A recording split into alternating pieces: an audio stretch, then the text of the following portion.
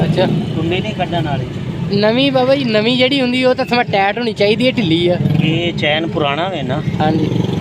ते गरारी नवी आ, वो फिर थोड़ी जी एडजस्टमेंट ते टाइम लग जाएगा। अगर हो ना सारिया चीज़ां नवियां, हाँ हाँ फिर गरारी सेट नवा पाया। अच्छा अच्छा चैन भी नवा, दोवें गरारियां नवी, वो अपनी अपनी जगह ते बह गई हैं। हाँ जी हाँ जी ये चूंकि नवी आ, इनू कस नहीं पिया जी। हाँ हाँ ठीक ठीक।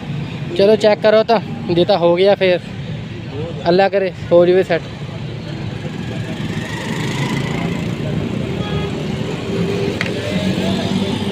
मैं तुहानू पहचानिया नहीं।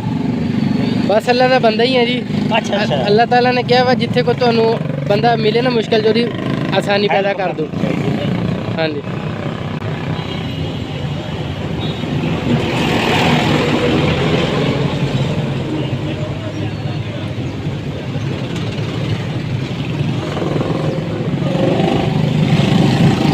पर लियो मैं बंद आंदे हो नहीं तुहाडे हाथ गंदे हो जाने। कोई गल नहीं बाबा जी, बंदे दे हाथ गंदे ना कोई रोला नहीं, बंदे दा ज़मीर ना गंदा होवे बस।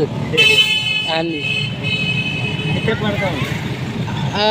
पढ़दा तो नहीं, मैं हिफज किया फिर मैं हुण हो गया मेरा मुकम्मल। अच्छा अच्छा माशाअल्लाह माशाअल्लाह। हाँ जी हाँ जी अल्हम्दुलिल्लाह। माँ प्यो नहीं जन्नत ले दे। आमीन आमीन। बस दुआ चाहिए होंगी है किसी की। अल्लाह पाक अल्लाह पाक हाँ अल्लाह जी ताला मेरियां दुआवां तुहाडे नाल ने। अल्लाह तुहानू हाँ जी आमीन।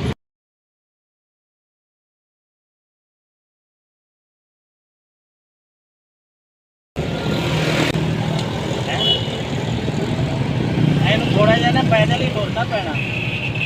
तो तुसी उत्ते बहो, मैं माड़ा माड़ा धक्का लाना, हौली हौली आप जिथे ती कहने ले जाने। बह जाओ उत्ते कोई नहीं। हाँ बेफिक्र हो के बहो।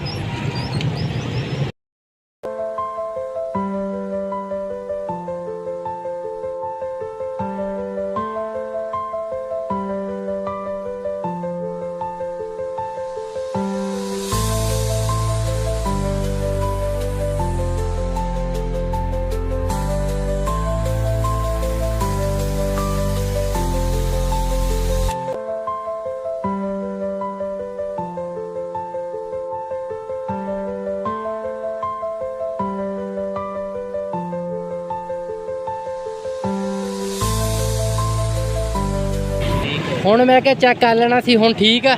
ये ना होवे मैं चले जावां फिर तुसी तुर के ना जाना पवे। अगर जरूरत पई तो पहुंचाएंगे। हाँ जी चलो ठीक ठीक हो गया बाबा जी। अस्सलाम वालेकुम। बस दुआवां याद रखियो। अल्लाह ताला हाँ जी तुहानू कामयाब करे जोड़ा सी काम करना। आमीन आमीन जज़ाकल्लाह जी। दुआवां करने नु ले आमीन बिल्कुल।